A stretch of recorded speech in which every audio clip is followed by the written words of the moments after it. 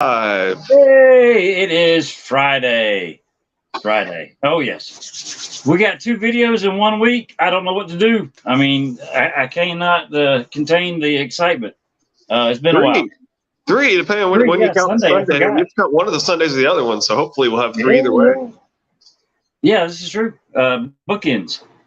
This is I am Old New Dude, and he is Richard York, Asher's trueborn son. We're doing a Game of Thrones Sansa 4. And we were just saying, after coming off of that Arya chapter that we both were extremely happy with, this chapter is kind of, I don't know what the word to describe the chapter is. Go, you try it, Richard. Yeah, it's not nearly as compelling. Yeah, that'd probably be a good way to put it.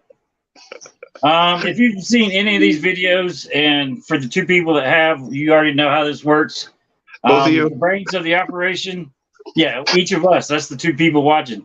Richard is the brains of the operation, and we'll talk about what he saw, and then I'll jump in with my stupid stuff every now and then.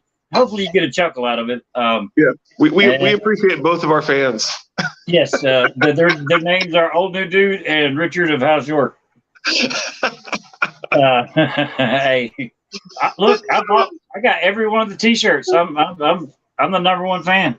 All right, sounds good. Take it away. So this is the chapter. This is the chapter where Sansa agrees to write some letters. So yeah. They came for Sansa on the 3rd day, which right there, Lady Thistle's laughing at us. Hey, Lady Thistle. So they came for Sansa on the 3rd day as sort of a messianic statement in and of itself to open the chapter here. So that might be some of the most interesting symbolism of the chapter, however, because as we said, this chapter isn't quite as compelling as most. Well, you gotta stop thinking about it. It's 3 days, and they're still getting bodies up. So that's how many people they killed that day. Yeah. Yeah. I mean, it's a bloody mess. Well, and I do think he's wanting the 3rd day to be symbolism associated with Jesus there. Oh, yeah, that's true. She chose a simple dress of dark gray wool, plainly cut but richly embroidered around the collar and sleeves. Her fingers felt thick and clumsy as she struggled with the silver fastenings without the benefit of servants. Jane Poole had been confined with her, but Jane was useless.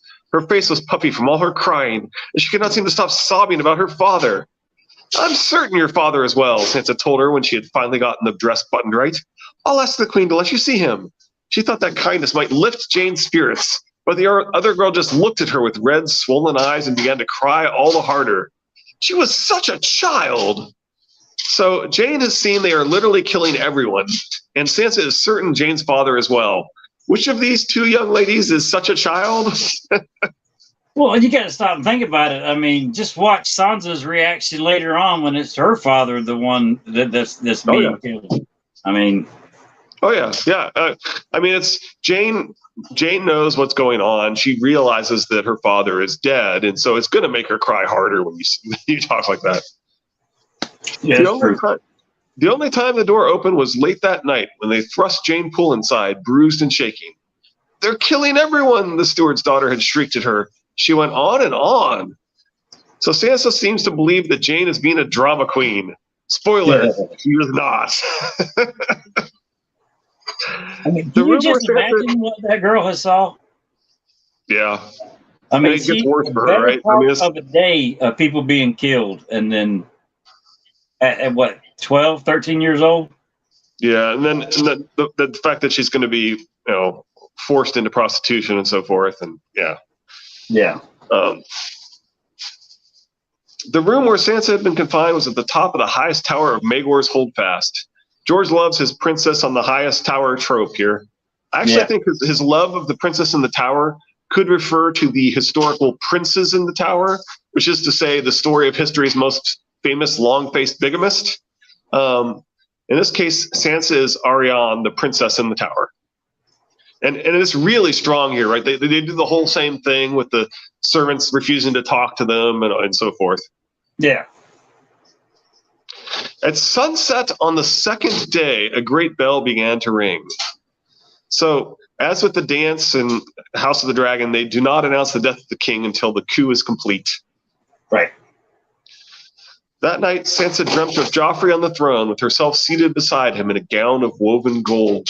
She had a crown on her head, and everyone she had ever known came before her to bend the knee and say their courtesies.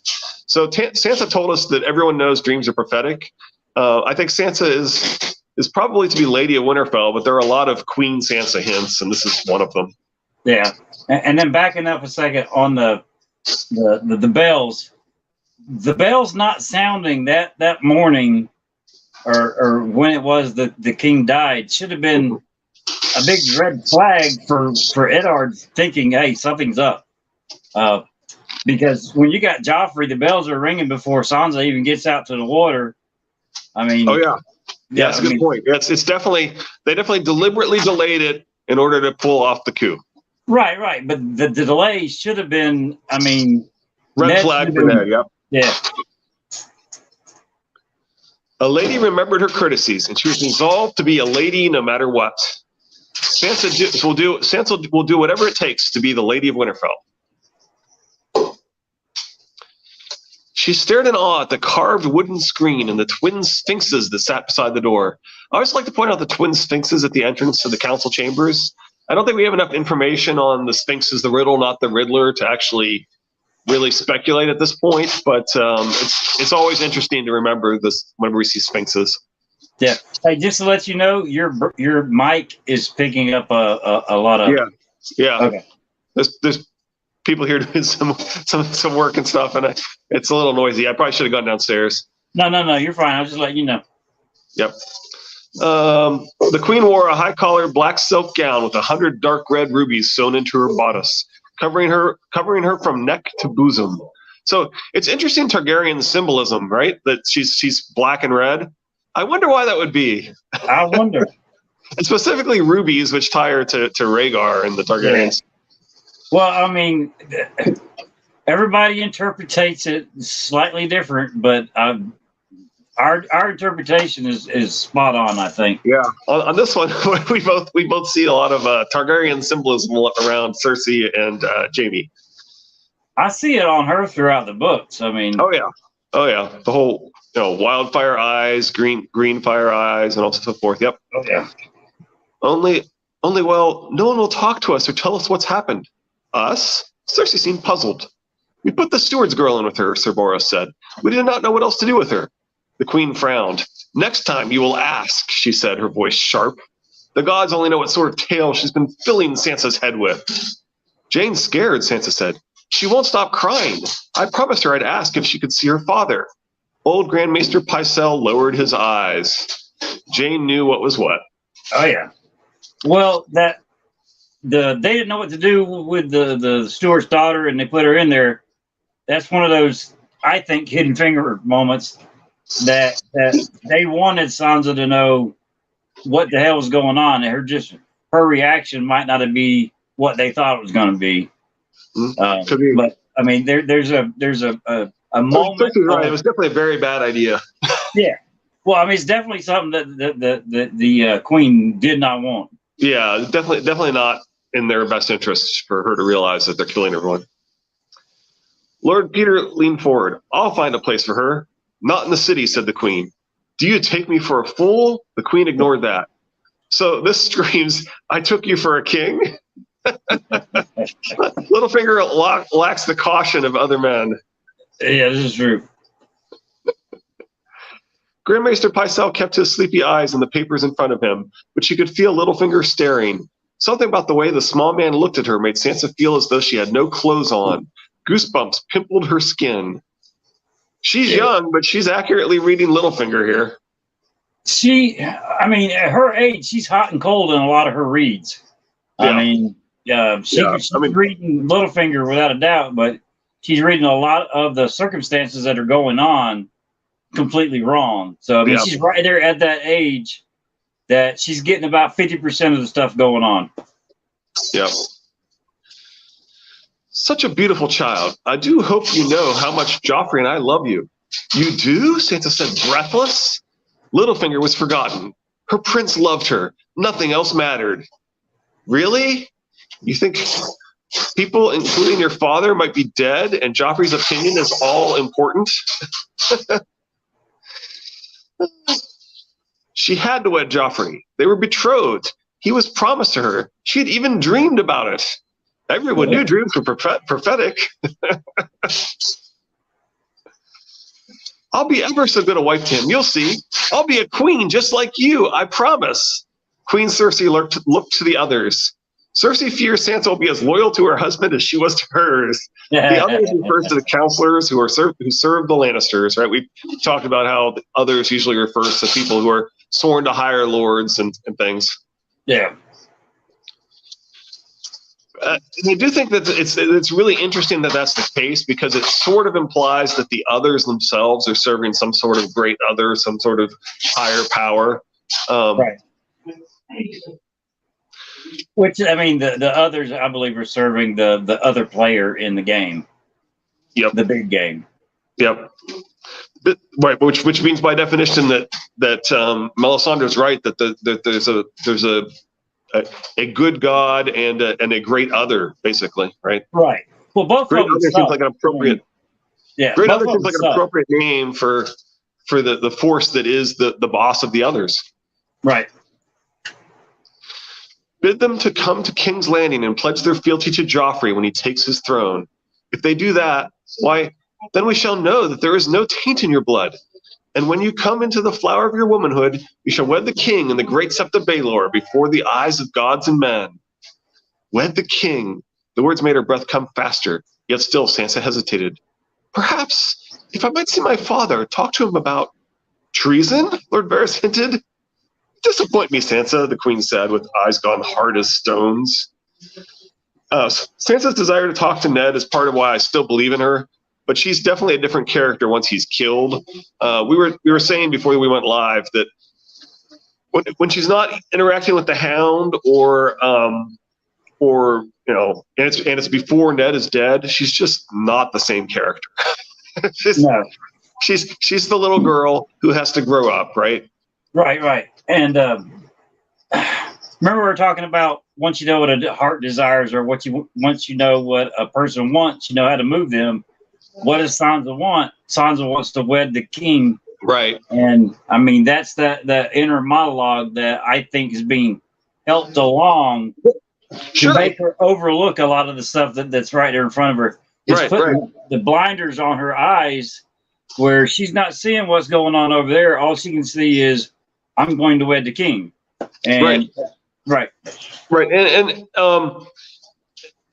And as people pointed out, the characters tend to fall into, specifically the female characters tend to fall into two categories. There's those who are trying to work within the patriarchy to play the game by the rules, and those who want to smash the rules and change the game, right? Yeah. And so you've got two categories of female characters, and Sansa's in the use the patriarchy category, as is Cersei and Catelyn, right? Can you imagine how much turmoil or how short of a time period that they would actually last if the roles were reversed between Arya and Sansa? They really are perfectly. They have the appropriate training and skills for their path. Yeah. Only if Mother or Robb did anything treasonous, called the banners, refused to swear fealty or anything, it would all go wrong. Her Joffrey was good and kind. She knew it in her heart, but a king had to be stern with rebels. She had to make them understand. She had to. So Sansa knows her family well enough to realize they will call the banners. Yeah. In the end, she wrote 4 letters to her mother, the Lady Catelyn Stark, and to her brothers at Winterfell, and to her aunt and her grandfather as well, Lady Lysa Arryn of the Eyrie and Lord Hoster Tully of Riverrun. So Hoster and Edmure received this as well as Robb and Catelyn. I don't think that Lysa counts because she does. But it is interesting to know that Hoster and Edmure have one copy. And then Robb forgets to bring Catelyn's copy, but it's basically the same thing, right? And he tells her, "Oh, I didn't think to bring yours." She warmed the pale white beeswax over a candle, poured it carefully, and watched as the eunuch stamped each letter with the direwolf of House Stark. Authentic letters are consistently and properly sealed. The pink letter is not.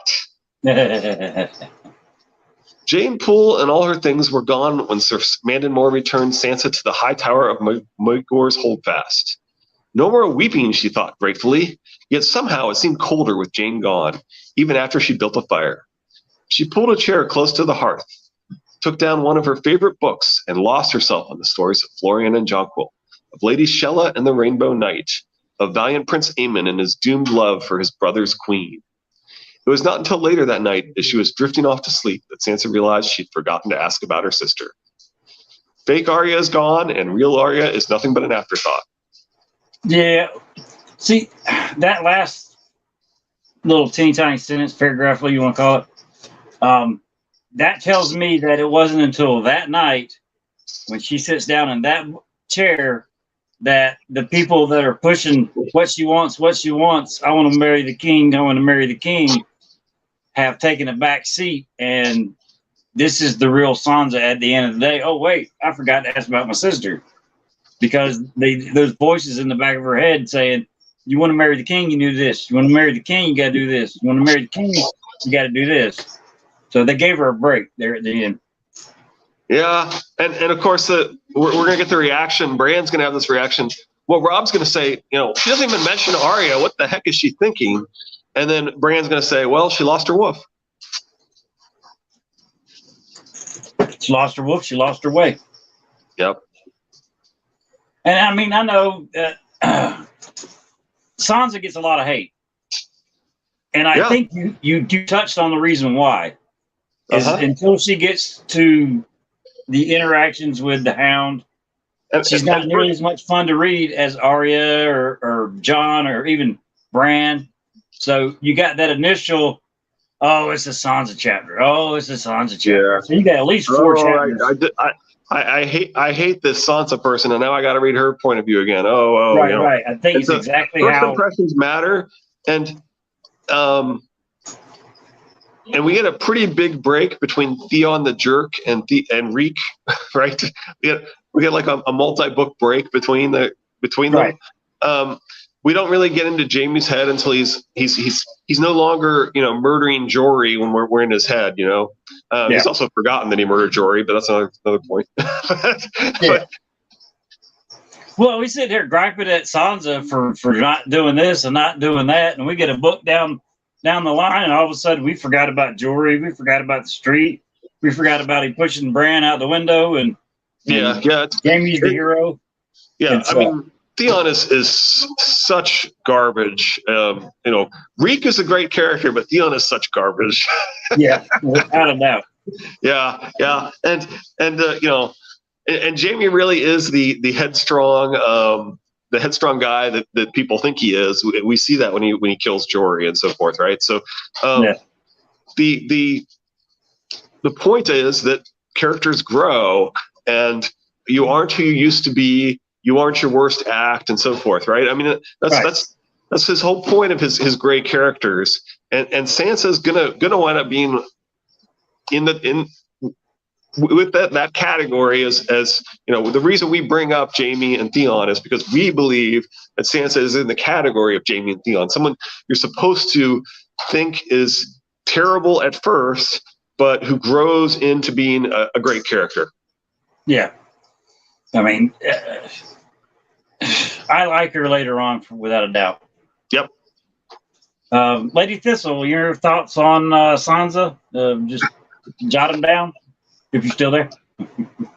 We haven't ran you away. Or any questions that you might want answered, because this is a short chapter, a short review. Relatively short chapter with relatively less for us to say about it. Yeah. It's Friday. Yeah. I still got 2 more chapters to read for book club tonight. So. We were talking last time, and I meant to say it's the Rosby inheritance. So it turns out Stokeworth and Rosby are the 2 main sources of food outside of the Reach for King's Landing. Yeah. I'm here. Fair enough. You didn't know there was going to be a quiz. Oh, sorry. Anyway, We appreciate so we you were talking being last there. time about the Rosby inheritance, Yeah. and book club is just Halloween party today. Oh, okay. So anyway, we were talking last time about the Rosby inheritance and Oliver Frey, Rob Right. Squire, and so that we're never told who the mysterious ward is that controls Rosby. But can I spoil a little bit of Fire and Blood for you of what's coming up in future? Yeah, that's fine. I'm so itching to find out what the hell goes on. So one of the big things that's going to happen is the Rosby inheritance. Does Lady Thistle know about Fire and Blood or read Fire and Blood? Probably. I don't know, but after what we did that first time. Well, I want to talk about the Rosby inheritance. I just want to make sure I don't. Yeah, warning, we're going to talk about the Rosby inheritance.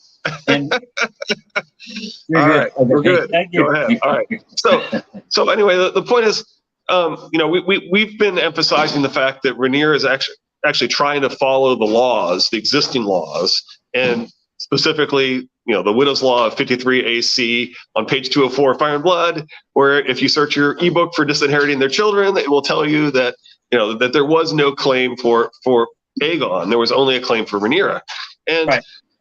So she's following the laws, and that one of the petitioners that comes before her is that the older sister wants to inherit Rosby, and she's like, no, we follow the law, right? So the younger brother gets Rosby, and it kind of comes back to bite her because the older sister winds up with holding Rosby, not really caring about the law and so forth, right? So people have speculated the same thing's going to happen with Cersei. So there's a ward who may or may not be Oliver Frey. But Oliver Frey is arguably the best claimant and probably has submitted his claim as one of the half a dozen claimants to Rosby. And so it seems likely that the crown will try and award Rosby to somebody who isn't Oliver Frey. But Oliver Frey has the blood and currently controls, if he is the ward, right, the unnamed ward that's in control of Rosby. All right. Then, so it could be that Cersei doesn't respect his claim, tries to give Rosby to somebody else when she's fleeing the city, fleeing King's Landing, just as when Rhaenyra is fleeing King's Landing, they both go to Rosby, and Rosby says, hey, you didn't respect my claim. No, I won't help you. Anyway, just a thought. They don't open the gate. Just a thought. Just a thought that there may be a parallel there, right? With between the George likes his parallels. Yep. That's like when you're talking about the oh crap. Dang it! I had a thought. Oh, the procedures and all that kind of stuff that they follow. This is the way it goes. This is the way it goes. Just to set up something later on in the books, to where when you don't see that procedure followed that way, step by step by step, then it was the John meeting the Karstarks out on the road, to where he couldn't give them. That way he wouldn't have to give them guest rights. Yeah. I can't remember. It all gets jumbled in there. The hat doesn't help none. But something that I thought like 15 minutes ago, like, oh, I can't forget this. I got to say it. And then I forget what the hell I thought. So, sorry. No problem. Happens to all of us. Happens to me a lot. Guys, remember that we'd been talking about that at the end of the last episode. I wanted to bring that back up. And I feel like there was something else that came up that I wanted to talk to you about, but if there was, I've forgotten it. But if it's that important, I'm sure we'll come across it some other time. You've been hanging out with me. That's what's happening. I'm rubbing off. I was hoping it'd rub the other way, and then I start sounding a whole lot more intelligent than I pretend to be. But apparently, it's gone the other way with it. Well, I hate to tell you this, but I think we're all like that. Yeah.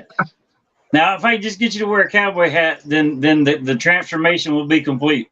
I got to enjoy my hair while I got it. Yeah, well, I mean, I've got mine pretty long for getting the length I want for costumes and stuff. But Good. I swore after last year wearing a wig to the Renaissance Festival, I got like 7, 8 of them over there. I bought them half price at the Spirit of Halloween, that kind of stuff. I swore I would never wear another wig to save my life. So they're sitting over there collecting dust at the moment. So if I can't pull it off with what I got, then I ain't gonna do it. Now I do have the one white one that pulls off a pretty good Targaryen or a Witcher, but other than that, I ain't wearing a wig. Forget that. I'm trying to figure out how I can wear my cowboy hat at Ice and Fire Con with the rest of the costume. I don't know if I can pull that off. You need a wide brimmed hat. Oh You yeah, can be Egg, right? yeah. Both Aegon the 5th and Aegon the 7th both wear a wide strawberry hat. That's the only time anybody ever wears a straw hat in the series. Is the wide? They're both wide brimmed straw hats. Both Egg 5 and Egg 7. That's a really good idea. Get an old piece of like black velvet felt hat. Yeah, that's a really good idea. Any questions you got there, Lady Thistle, you want answered? I think let's go ahead and wrap it up. Okay. I want to say we got crap. Who do we got next? I think it's John next. Well, we're actually gonna record or maybe live stream Eddard's last chapter, right? Hopefully. Yeah, I think we'll go ahead and just live stream it and get it out there. Like I said, it's a kind of standalone. I mean, it's not going to affect the chapters we do before it or after it. So that way I don't have to worry about putting it back out later on. We'll just go ahead and just live stream the whole thing. But that'll be Sunday, and then we'll hit John sometime next week. Probably Wednesday. Yeah. I don't think I'll be ready to do one back to back, so probably Wednesday. Wednesday, yeah, that's fine with me. Reading 2 different books at the same time for me is John next for sure. Have a great weekend. Lady Thistle, we appreciate you watching. I hope you have a safe weekend. Have a happy Halloween. If we don't see you before then, right now they're talking about celebrating here in North Carolina, south of Charlotte, tomorrow night, but where I live hasn't put up a sign saying tomorrow night. So I don't know when my kids is going to celebrate Halloween, and I don't know when I get to stand out front in my costume and sword handing out candy. Interesting. But, well, just be careful with the kids on the side of the road and everything, and I hope everybody has a really good costume. Take some pictures of costumes, throw them on Twitter or wherever you want. And so everybody have a safe weekend. That has been Game of Thrones Sansa 4. I have been Old New Dude. He has been Richard York, Asher's trueborn son. We will see you Sunday roughly at 4:30 Eastern Daylight Time. All right. Y'all be good. Bye. Good. Have a good day, Lady Thistle.